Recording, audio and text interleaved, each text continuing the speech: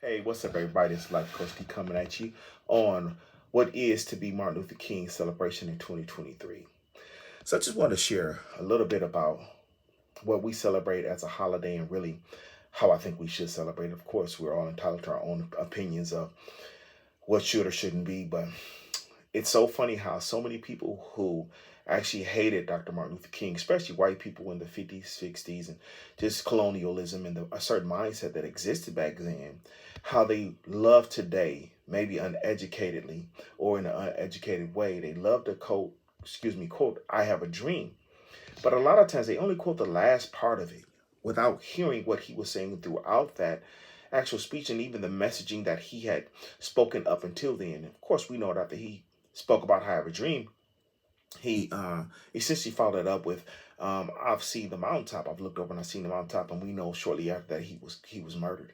And I do mean murdered. We thought that he was shot and killed on the balcony, but it has been proven just because of a lawsuit that his family won, which is a wrongful death. Excuse me, a wrongful death, a wrongful death suit that they actually won a few years back because they say he was murdered in the hospital room, and that has been proven to be true.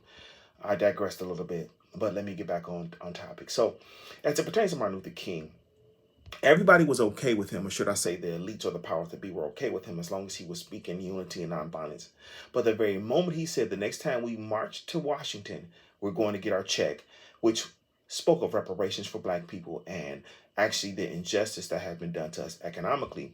Once that was vocalized, then all of a sudden he was a problem. And like I said, a year later, from that speech that nobody really wants to talk about, a lot of people don't want to highlight that speech because the misconception is that he was this nonviolent person, which he was, but he was a very intelligent man as well. So at the end of the day, it all comes back down to money, power, and the powers that be and their abilities. And so, if you want to commemorate this holiday, and if you really want to remember his legacy, remember all of his legacy, remember the marches, remember the beatings, remember the jails, the false imprisonment, remember everything that he stood for, including reparations for people of color because of all of the things that have happened to keep us from that. We could talk about 1865 and the Emancipation Proclamation. We could talk about 100 years later when the civil rights movements were passed or laws were passed.